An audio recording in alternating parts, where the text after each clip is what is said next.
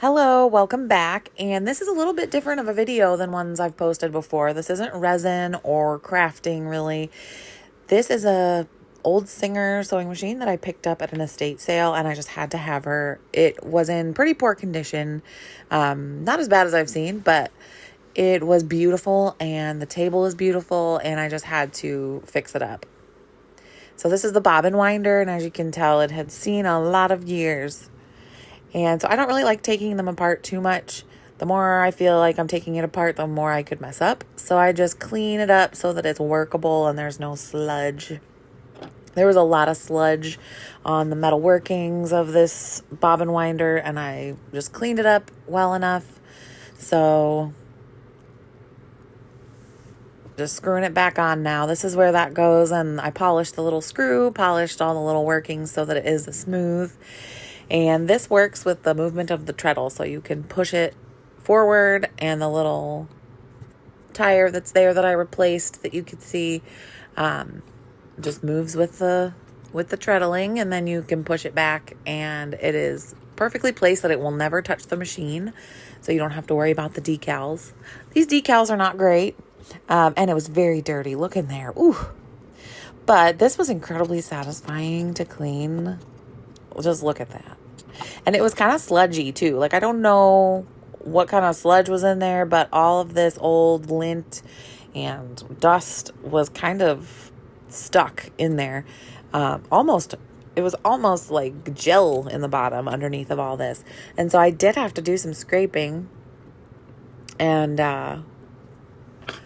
it was kind of satisfying because underneath of all that nasty was wonderful workings of the feed dogs. And this was the front faceplate. Beautiful faceplate. I love the design. It was a little rusty. The inside was really nasty. Definitely has been loved and used a lot.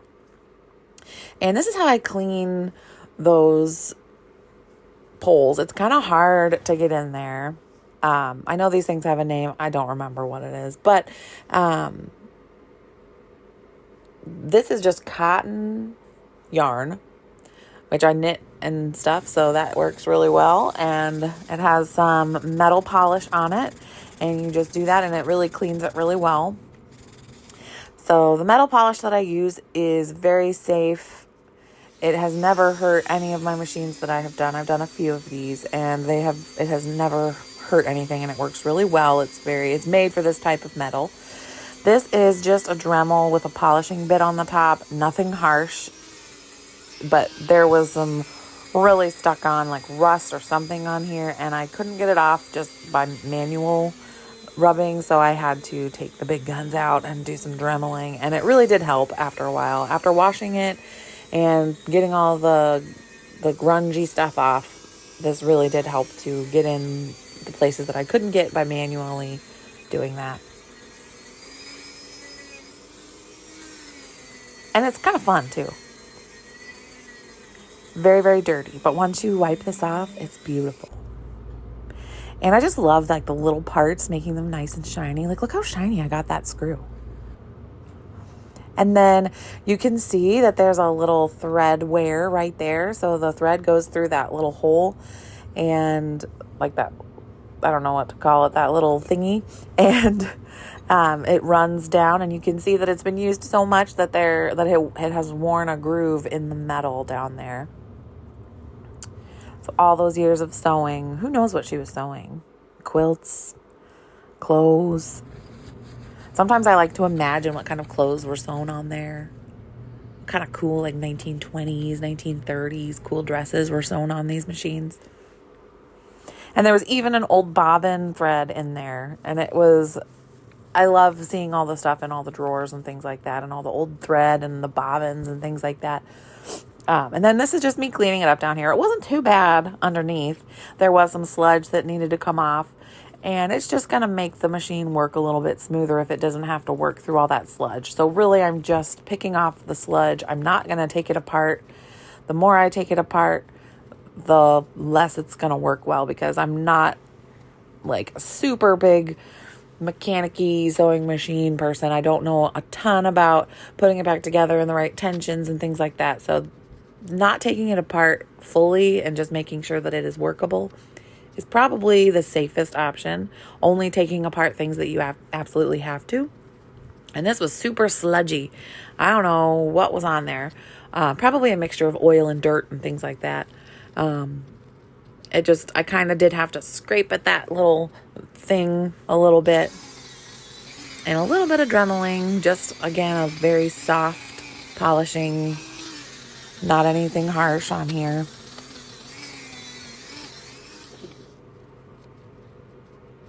And even that didn't take it off. So I did have to do a little scrapey with my finger. And then I went in with a very flimsy little tweezers and kind of very lightly scraped it off. And just look how nice it gets. Oh, it's beautiful.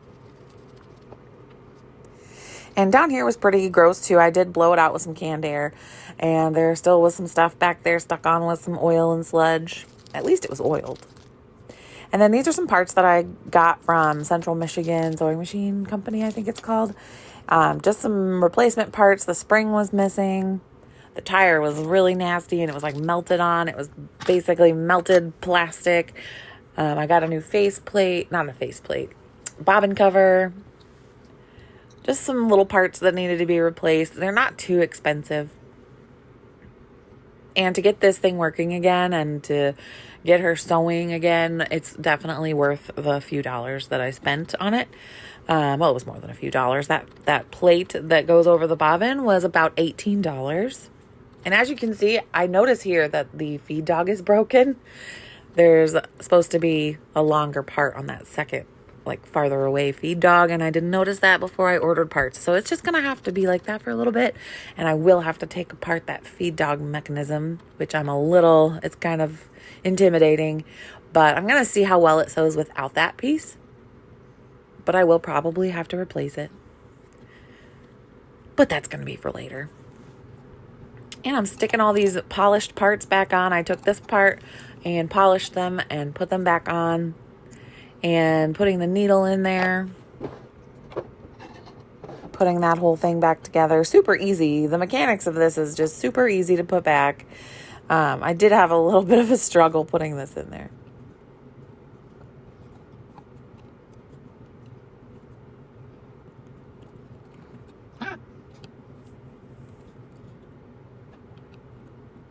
It's really not that hard though. You just have to fit it in there and then tighten the screw. And that is why these things just last forever, because it's simple mechanics. And so here's the faceplate that I spent $18 on. Not the faceplate, bobbin cover. And as I'm cleaning, I look in here. And that's the original. I don't know how long it's been sitting in there. In one of the drawers, somebody had cut out like a plexiglass piece to put over the bobbin. I'm thinking that she lost it and didn't know where it was. And how long has it been sitting in there? I have no idea. So this is the original. It's beautiful. It has the wonderful dates that it was patented, the machine. And then this is the reproduction. Not as pretty, for sure. Not as pretty. It definitely works if you are missing the original piece. But always, if you can get a hold of an original piece, they're always 20 times better. And this is the nasty back piece, and it took so much elbow grease. This is after washing it with Dawn dish soap because there was so much sludge on it, and scrubbing it and trying everything by hand. You can see my nasty fingers. I should have worn gloves. And then I took the Dremel to it and some of that metal polish, and I'm just going to town on this thing. This took forever. I didn't want to hurt it. I didn't want to heat it up too much. I didn't want to burn it or whatever. I was like,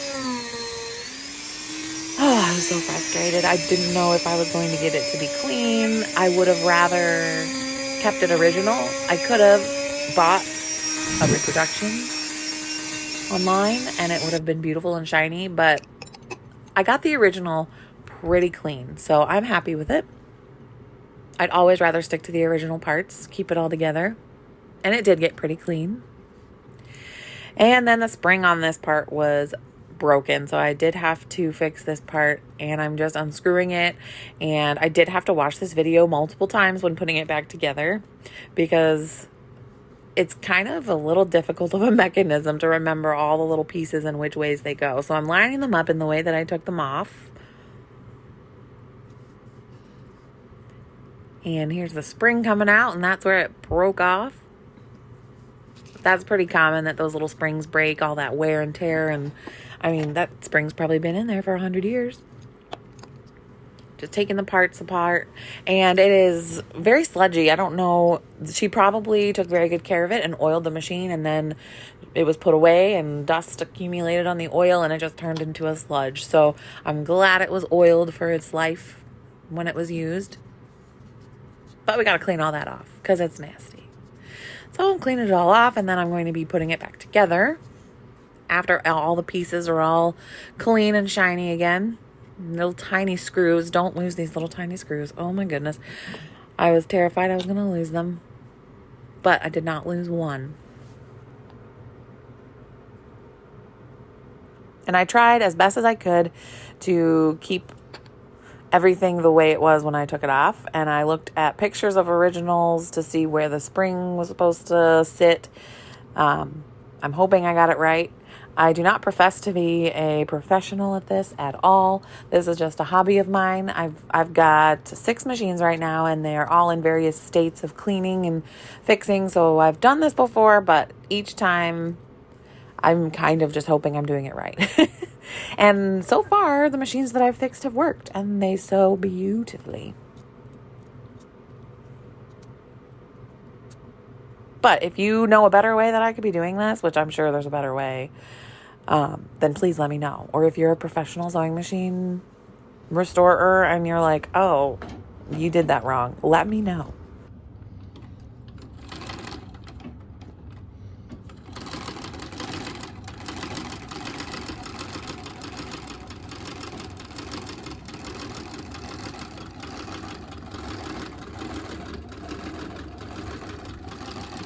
And doesn't this just sound beautiful?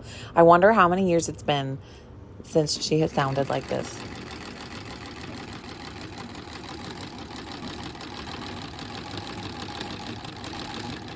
Well, thank you so much for watching, and I hope you enjoyed this a little bit different video.